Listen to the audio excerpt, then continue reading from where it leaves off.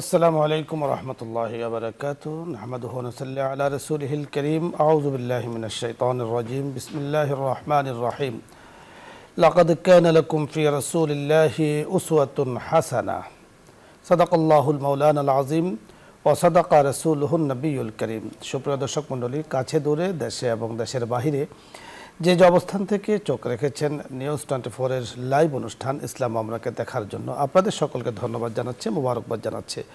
আল্লাহ রাব্বুল কারীম ইসলাম ধর্মকে মনোনীত করেছেন এবং বলেছেন ওয়ারাদিতু লাকুমুল ইসলাম আদিনা, যারা ইসলাম ধর্মকে অনুকরণ করবে, নিজের জীবনের সকল কিছুর মূল বানিয়ে নেবে ইসলামকে, আল্লাহ তাআলা বলেন তাদের উপরে তিনি সন্তুষ্ট থাকবেন। এই ইসলামের উপরে চলার জন্য আল্লাহ পাক রাসূল আকরাম সাল্লাল্লাহু আলাইহি সাল্লামের জীবনকে আমাদের জন্য আদর্শ বানিয়েছেন এবং বলেছেন তোমাদের রাসূলের মাঝেই রয়েছে তোমাদের জন্য উত্তম নমুনা, উত্তম আদর্শ। তাই নৈতিক আদর্শ শিক্ষার মূলনীতিগুলো কি, আজকে আমরা এই বিষয় নিয়ে কথা বলবো। কথা বলার জন্য যিনি আমাদের সাথে আছেন বিশিষ্ট ইসলামী চিন্তাবিদ, লেখক এবং গবেষক, সুবক্তা মুফতি মোহাম্মদ মুজিবুর রহমান ফরাজি পীর সাহেব, সূর্যপুর, কুমিল্লা। সাথে আছি আমজাদ হোসেন হেলালি।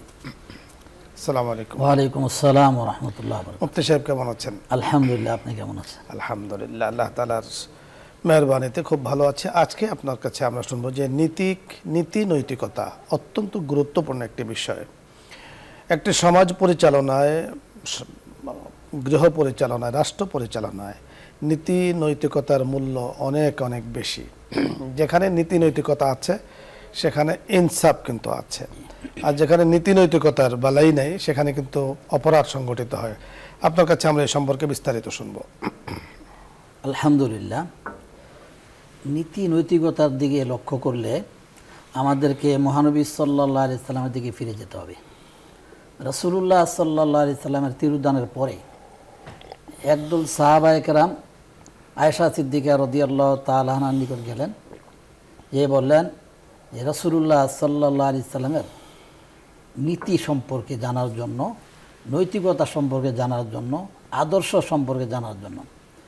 তখন আয়েশা রাদিয়াল্লাহু তাআলা আনহা বললেন, তোমরা কি কোরআন পড়ো না? গোটা কোরআন হলো আমার নবীর নীতি এবং চরিত্র, আদর্শ, নৈতিকতা। রাসূলুল্লাহ সাল্লাল্লাহু আলাইহি সাল্লামের নৈতিকতা ছিল তাই। আউস গোত্রের এক লোক আয়েশা রাদিয়াল্লাহু তাআলা আনহার নিকট গেলেন, যে বললেন যে রাসূলুল্লাহ সাল্লাল্লাহু আলাইহি সাল্লামের নীতি সম্পর্কে আমাকে কিছু বলুন। আয়েশা রাদিয়াল্লাহু তাআলা আনহা বললেন, ওয়া ইন্নাকা লাআলা খুলুকিন আযীম। রাসূলুল্লাহ সাল্লাল্লাহু আলাইহি সাল্লামকে আল্লাহ তাআলা মহান চরিত্রের অধিকারী বানিয়েছিলেন। তারপরে ওই সাহাবী বললেন যে দুই একটি ঘটনা বলুন। আয়েশা সিদ্দিকা রাদিয়াল্লাহু তাআলা আনহা বললেন যে একদিন আমি খানা প্রস্তুত করতেছিলাম রাসূলুল্লাহ সাল্লাল্লাহু আলাইহি সাল্লামের জন্য। ওই মুহূর্তে হাফসা রাদিয়াল্লাহু তাআলা আনহা রাসূলুল্লাহ সাল্লাল্লাহু আলাইহি সাল্লামের জন্য খানা প্রস্তুত করতেছে। আমি যখন জানতে পারলাম যে হাফসা রাদিয়াল্লাহু তাআলা আনহা নবী করিম সাল্লাল্লাহু আলাইহি সাল্লামের জন্য খানা প্রস্তুত করতেছে, তখন আমি আমার বাদীকে বললাম, আয়েশা সিদ্দিকা রাদিয়াল্লাহু তাআলা আনহার ভাষ্য, যে আমার বাদীকে বললাম যে আমার খানা রেডি হওয়ার আগে যদি হাফসা রাদিয়াল্লাহু তাআলা আনহার খানা এসে যায় তাহলে তুমি তা ফেলে দিবে। যেমন কথা তেমনটি হয়েছে। অর্থাৎ আয়েশা রাদিয়াল্লাহু তাআলা আনহার খানা প্রস্তুত হওয়ার আগে হাফসা রাদিয়াল্লাহু তাআলা আনহা খানা প্রস্তুত করে পাঠিয়ে দিয়েছেন। বাদী ওই কাজ অনুযায়ী, অর্থাৎ ওই নির্দেশ অনুযায়ী কাজ করছে। খানা আসার সাথে সাথে বাদী খানাগুলি একবারে ফিকিয়ে ফেলাই দিছে। ফেলাই দেওয়ার সাথে সাথে যে পাত্র দিয়ে খানা আসছে ওই পাত্র সব ভেঙে গেছে। রাসূলুল্লাহ সাল্লাল্লাহু আলাইহি সাল্লাম নৈতিকতা, নবী করিম সাল্লাল্লাহু আলাইহি সাল্লাম নিজে ওই খানাগুলি একত্র করলেন। করার পরে আয়েশা রাদিয়াল্লাহু তাআলা আনহাকে বললেন যে অন্য একটা ভালো পাত্র দিয়ে দাও। তারপরে আয়েশা রাদিয়াল্লাহু তাআলা বলেন যে আমাকে রাসূলুল্লাহ সাল্লাল্লাহু আলাইহি সাল্লাম এই কথা বলেন নাই বা কোনো ধমকও দেন নাই। এমন হাজারো নজির আছে। আনাস রাদিয়াল্লাহু তাআলা বলেন, আমি 10 বছর লাগাতার রাসূলুল্লাহ সাল্লাল্লাহু আলাইহি সাল্লামের খেদমত করেছি। কোনো কাজের ব্যাপারে এই কথাটি কোনো সময় বলে নাই যে এটা কেন করলে, আর না করলে এই কথাগুলি কোনো সময় বলে নাই যে কেন করলে না। আবু হুরায়রা রাদিয়াল্লাহু তাআলা বলেন, রাসূলুল্লাহ সাল্লাল্লাহু আলাইহি সাল্লাম একদিন বলতেছে যে জান্নাতে ফরজগারির পরে হ্যাঁ কোন জিনিস মানুষকে বেশি নিয়ে যায়? সাহাবায়ে কেরামদের নিয়ম ছিল বলা যে আল্লাহ ও রসুলু, যে আল্লাহ এবং আল্লাহ রসুলে ভালো জানে। ওই অনুযায়ী বললেন আল্লাহ রসুলে ভালো জানে। রাসূলুল্লাহ সাল্লাল্লাহু আলাইহি সাল্লাম বললেন যে উত্তম চরিত্র এবং মধুর আচরণ, মধুর ব্যবহার, মধুর ভাষা। আপনি যথার্থ বলেছেন। দর্শক মণ্ডলী, আজকে নীতি নৈতিকতার নীতিমালা নিয়ে আমরা কথা বলছিলাম। আল্লাহ রাব্বুল করিম শরীয়ত দিয়েছেন এবং হযরতে ইমামে আবু হানিফা রাহমাতুল্লাহ আলাইহি তিনি শরীয়তের একটি সংজ্ঞা বর্ণনা করেছেন, তা হলো মারিফাতুন নফস মা লাহা ওয়া মা আলাইহা। একজন ব্যক্তি তার জন্য কোনটা উপকারী সেটাকে গ্রহণ করে, তার জন্য কোনটা অপকারী সেটাকে বর্জন করে। দেখুন, আমি আমার জন্য নীতি নৈতিকতাকে আমি গ্রহণ করি, ঠিক আমার জন্য যা আমি গ্রহণ করি অপর ভাইয়ের জন্য তা গ্রহণ করা, এটা কিন্তু ইসলামের শিক্ষা। আল্লাহ তাআলা কোরআনে কারীমে 4 নম্বর পারা শুরুতে বলেছেন লান তানালুল বিররা হাত্তা তুনফিকু মিম্মা তুহিব্বুন ওয়া মা তুহিব্বু ইলা আখিরিল আয়া, যে তোমরা ততক্ষণ পর্যন্ত পরিপূর্ণ কল্যাণকারী হতে পারবে না যতক্ষণ না নিজের জন্য যা পছন্দ করো অপরের জন্য তাহা পছন্দ না করো। তার মানে আমি আমার জন্য নীতি নৈতিকতার 100% আমি কামনা করি, আমার সাথে ন্যায় নীতি ইনসাফের আচরণ হোক। ঠিক আমি অন্যের সাথে যখন তাই করব তখন ইনশাআল্লাহ সমাজে শান্তির পরিবেশ বিরাজ করবে। একটি ঘটনা, খলিফা হারুন ও রশিদ জঙ্গলে শিকার করতে গিয়েছিলেন। সেখানে ওনার জন্য কাবাব করা হবে, তো একজন খাদেমকে পাঠিয়েছেন গ্রাম থেকে লবণ আনার জন্য। খাদেমকে বলে দিয়েছেন এই লবণের মূল্য দিয়ে আসবে। খাদেমে বলল, হুজুর একটু তরকারি পাকাবো, তার জন্য একটু লবণের প্রয়োজন, তার মূল্য দিতে হবে? তিনি বলেছেন নয়, মূল্য দিয়ে আসবে, কারণ আমি যদি মূল্যহীনভাবে একটু লবণ গ্রহণ করি পরবর্তীতে অন্যরা আরও বেশি গ্রহণ করবে, তাহলে এখানে একটা জুলুম হবে।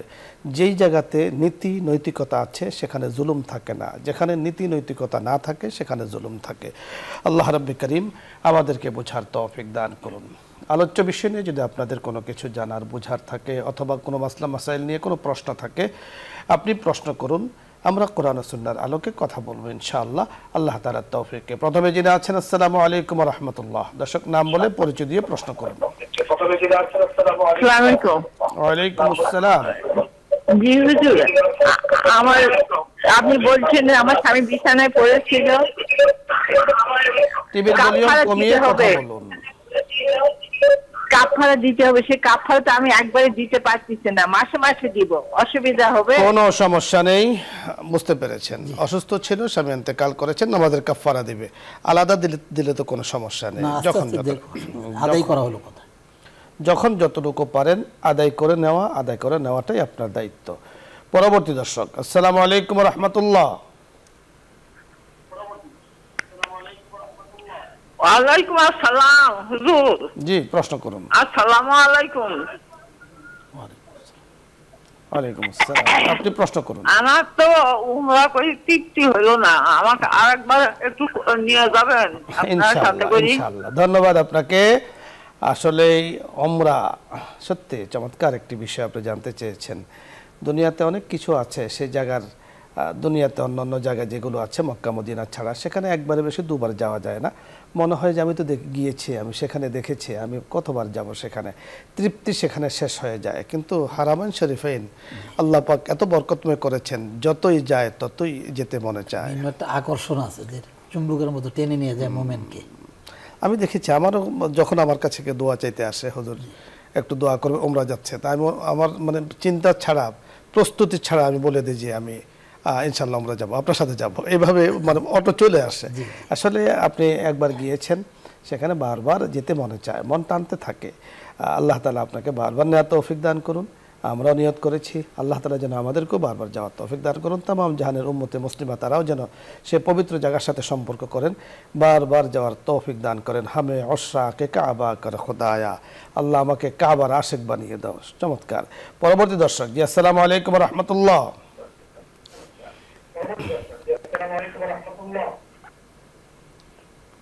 হ্যালো, প্রশ্ন করুন আপনি। হুজুর, আমার প্রশ্ন হচ্ছে কি, যে ওযুর পরে যে কলেমায়ে শাহাদাত পড়তে হয়, হয় এটা কি পশ্চিম আকাশের দিক তাকাই পড়তে হবে? জি, আমি আমরা ওযু বুঝতে করে বের পেরেছি। হয়ে আপনি শুনতে থাকুন। হুজুর, আরো কিছু প্রশ্ন আছে হুজুর, আমার আরো কিছু প্রশ্ন আছে। বলুন। হ্যাঁ, আমার আরো কিছু প্রশ্ন আছে, যে হইল যে আল্লাহুম্মা ইন্নী আউযু বিকা মিন আযাবিল কবর, এটা যে নামাজের পরে পড়তে হয়, এটা কি আপনার ফরজ নামাজে পড়তে হবে নাকি সুন্নত নফলে পড়লে হবে?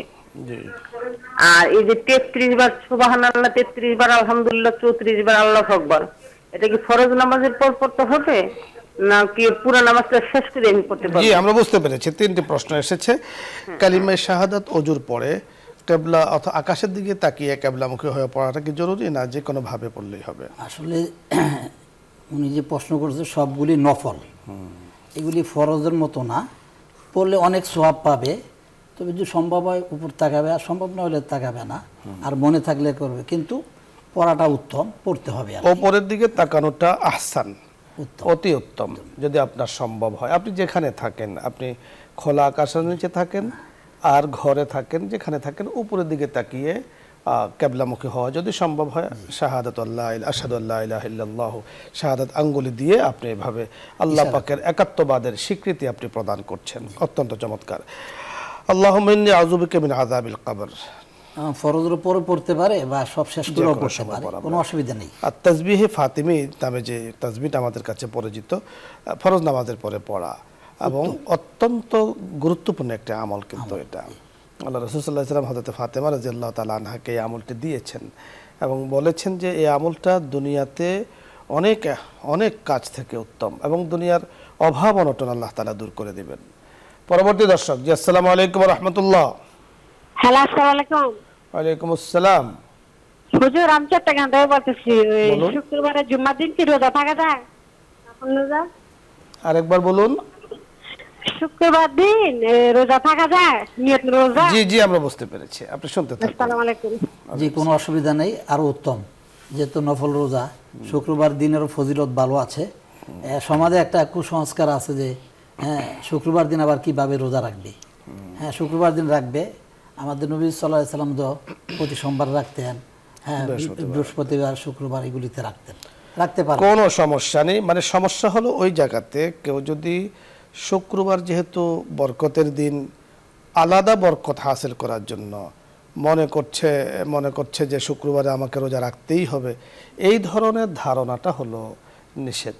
এমনি আপনি রোজা রাখছেন, আপনি বৃহস্পতিবার থেকে রোজা রাখতে শুরু করেছেন, মাঝখানে শুক্রবার এসেছে, কোনো সমস্যা নেই। নফল রোজা রাখতে কোনো সমস্যা নেই, বাট শুক্রবারকে সীমাবদ্ধ করা রোজার জন্য, এটাকে বলা হয়েছে নিষিদ্ধ। যে শুক্রবার ছাড়া অন্যদিন রোজা রাখতে হবে না, এই ধরনের কোনো বিশ্বাস যদি থাকে তাহলে সেটা কিন্তু ঠিক নয়। পরের দর্শক, আসসালামু আলাইকুম ওয়া রাহমাতুল্লাহ।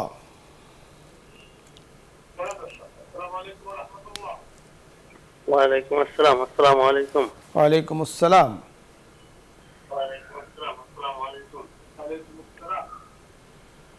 আপনি আমি প্রশ্ন মোহাম্মদ করুন। আশরাফুর রহমান বলছিলাম। জি বলুন। আমার একটা প্রশ্ন আছে আপনার। আমার প্রশ্নটা হচ্ছে আপনার সালাম ফিরানোর আগে ওই একটা দোয়া আছে, ওই দোয়াটা পড়তে হয়, আল্লাহুম্মা ইন্নী আউযু বিকা মিনাল আযাবিল কবর, আউযু বিকা মিন আযাবিল। জি, আমরা বুঝতে পেরেছি, ধন্যবাদ। আপনি শুনতে থাকুন। আপনি যে দোয়াটি বলেছেন বুঝেছেন। এইগুলি তো সালাম ফিরার আগে না, নামাজ অবস্থা এগুলি না। নামাজের জন্য আত্তায়াতু আছে, দুরূদ শরীফ আছে, দোয়া মাসুরা আছে, হ্যাঁ এইগুলি সালাম ফিরানোর পরে পড়বে। অর্থাৎ আপনি যে প্রশ্নটি করেছেন, ফরজে ফিক্স দোয়া, শুধু দোয়ায়ে মাসুরা যেখানে আছে সেখানে আপনি আল্লাহুম্মা ইন্নী যালামতু আমরা পড়ি, অথবা হাদিসে বর্ণিত যে কোনো দোয়া আপনি পড়তে পারেন। আর নফল নামাজও আপনি যে কোনো দোয়া আল্লাহ তাআলার কাছে পড়তে পারেন। বিশেষ করে আপনি আল্লাহুম্মা ইন্নী আউযু বিকা মিন আযাবিল কবর, নফল নামাজও দোয়ায়ে মাসুরার জায়গাতে আপনি এই দোয়া পড়তে পারেন। কিন্তু ফরজ নামাজের ক্ষেত্রে মনে রাখতে হবে যে ফরজ নামাজে যে দোয়াগুলো আমরা নির্ধারিত আমরা পড়ে থাকি সেগুলোই পড়া। আশা করছি আপনি বুঝতে পেরেছেন। মুফতি সাহেব ধন্যবাদ আপনাকে। দর্শক মণ্ডলী আপনাদের সকলকে ধন্যবাদ জানাচ্ছি এবং আজকের এই সুন্দর আয়োজনে শরীক হয়েছেন। আল্লাহ তাআলা শুকরিয়া আদায় করছি আপনাদের জন্য, আমাদের সকলের জন্য। আল্লাহ রাব্বুল কারীমের কাছে আমরা কল্যাণ ও খায়রের ফয়সালা কামনা করছি। সকলকে ধন্যবাদ। দোয়া হবে দরুদ ইস্তিগফার পাঠ করি। আল্লাহুম্মা সাল্লি আলা সাইয়্যিদিনা ওয়া নাবিয়্যিনা ওয়া শাফি'িনা ওয়া হাবিবিনা মাওলানা মুহাম্মদ সাল্লাল্লাহু আলাইহি ওয়া আলা আলিহি ওয়া আসহাবিহি ওয়া বারাকা ওয়া সাল্লাম। আস্তাগফিরুল্লাহ রাব্বি মিন কুল্লি যামবি ওয়া আতুবু ইলাইহি লা হাওলা ওয়া লা কুওয়াতা ইল্লা বিল্লাহিল আলিয়্যিল আযীম। আলহামদুলিল্লাহি রাব্বিল আলামিন ওয়াল আকিবাতু লিল মুত্তাকিন ওয়া আলা আলিহি ওয়া আসহাবিহি আজমাইন। ربنا ظلمنا أنفسنا وإن لم تغفر لنا وترحمنا لنكونن من الخاسرين. آمين. اللهم إنا نريد العمرة فيسرها لنا وتقبلها منا يا كريم. آمين. يا كريم يا رحيم يا الله. নিউজ 24 এর মাওলাই করিম ইসলাম আমরে প্রোগ্রামে বসে আপনার শাহী দরবারে হাত তুলেছে। আমিন। ওগো করিম, আপনি তো রহিম, আপনি তো সত্তারুল উয়ুব, গফফারুজ যুনুব। মেহেরবানি করে যারা হাত তুলেছে জিন্দেগির গুনাহগুলো মাফ করে দেন। আমিন আমিন। ইয়া আল্লাহ, যারা দিন এই প্রোগ্রামের আয়োজন করেছেন, ওগো করিম মেহেরবানি করে তাদেরকে মাফ করে দেন। আমিন। বসুন্ধরা পরিবারকে, ইয়া আল্লাহ, পরিবারে যারা মাওলাই করিম গত হয়েছেন আজকে বেঁচে নেই, ইয়া আল্লাহ মেহেরবানি করে তাদেরকে আমাদেরকে মাওলাই করিম तमाम জাহানের উম্মতে মুসলিমাকে আপনি মাফ করে দেন। আমিন। মাওলাই করিম চেয়ারম্যান মহোদয়, মাওলাই করিম পরিবারের সদস্য যারা আছেন, আমরা যারা আছি, ইয়া আল্লাহ ইয়া আল্লাহ ইয়া করিম মেহেরবানি করে সকলের জন্য খায়র ও কল্যাণের ফয়সালা করে দেন। আমিন। মাওলাই করিম উমরার যারা নিয়ত করেছেন, বাইতুল্লাহ শরীফের হক আদায় করে যেন ইবাদত করতে পারে সেই তৌফিক দান করেন। আমিন। আসসালাতু ওয়াসসালামু আলাইকা ইয়া রাসূলুল্লাহ, যেন রওজা মুবারকে গিয়ে দিতে পারে সেই তৌফিক দান করেন। আমিন। ইয়া আল্লাহ মেহেরবানি করে পথে ঘাটের तमाम নিরাপত্তার ফয়সালা করে দেন। আমিন। ইয়া আল্লাহ সুস্থ জীবন আপনি দান করেন। কত মানুষ মাওলাই করিম দিলে বড় তামান্না, বড় আশা, ইয়া আল্লাহ বাইতুল্লাহ শরীফে যাওয়ার, তাদেরকে যাওয়ার তৌফিক দান করেন। মাওলাই করিম অভাবীদের অভাবগুলো আপনি দূর করে দেন। আমিন। ইয়া আল্লাহ অসুস্থ মানুষগুলোকে সুস্থতার নিয়ামত দান করেন। আমিন। ইয়া আল্লাহ মাওলাই করিমে প্রোগ্রামে বসে মাওলাই করিম কত মানুষ আমাদের সাথে হাত তুলেছেন। ইয়া আল্লাহ অনেকে ডেঙ্গুতে আক্রান্ত হয়ে আছেন, শিশু বাচ্চা থেকে যুবক ভাই বয়োবৃদ্ধ মানুষ যারা যেখানে আছেন সুস্থতার নিয়ামত দান করেন। আমিন। মাওলাই করিম আপনি তো কুন ফায়াকুনের মালিক, আপনি তো রহমান, আপনি রহিম। আমরা অপরাধ করি, আবার ফিরে আসি, আবার ফিরে যাই। ইয়া আল্লাহ আপনি তো হাকিম, মেহেরবানি করে অসুস্থ মানুষগুলোকে সুস্থতার নিয়ামত দান করেন। আমিন। ऐ अल्लाहुल आलमीन ऐ बेनियाज दीन दुनिया में हमारे कारसाज, इलाही गर के दरिया ए गुनाह हम तो मैदाने व खुद हस्ते गवाह हम, गुनाहे बेअदद राबार बस्तम हजारा बार तौबा शिकस्तम। वसल्लल्लाहु ताला अला खैर खल्क़िही मुहम्मद व अला आलिहि व अस्हाबिहि अजमाइन बिरहमतिका या अरहमर राहिमीन।